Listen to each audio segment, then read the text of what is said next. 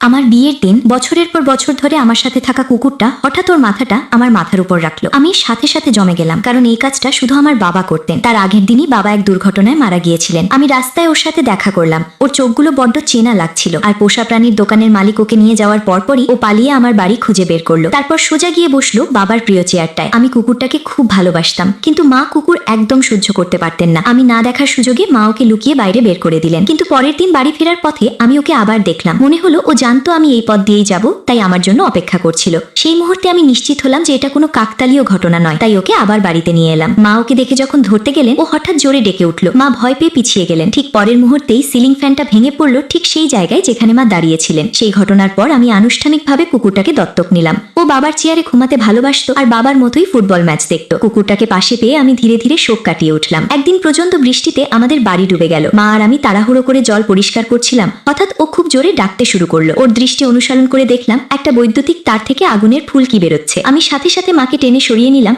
কিন্তু ততক্ষণে দেরি হয়ে গেছে। তারটা জলের মধ্যে পড়ে গেল। আমি মাকে শক্ত করে জড়িয়ে ধরলাম। ভাবছিলাম কেন কিছুই হচ্ছে না। রান্নাঘর থেকে একটা থালা ভাঙার শব্দ এলো। আমি রেগে গিয়ে ভাবলাম কুকুরটা ঝামেলা করছে। তখনই বুঝলাম ও মেন সুইচটা বন্ধ করে দিয়েছে, আর ওই গোপন সুইচটার কথা শুধু বাবাই জানতেন। বিয়ের দিন পর্যন্ত ও আমাদের সেই বিশেষ ভঙ্গিটা করলো। সেই মুহূর্তে আমি বুঝলাম বাবা সবসময় আমার সাথেই ছিলেন। ও আমাকে বরের কাছে নিয়ে গেল, তারপর গিয়ে বসলো সেই চেয়ারটাই যেটা আমি বাবার জন্য রেখেছিলাম। ও ঠিক আগের মতোই আমার সাথে এই পথটুকু হেঁটে এলো একদম শেষ পর্যন্ত।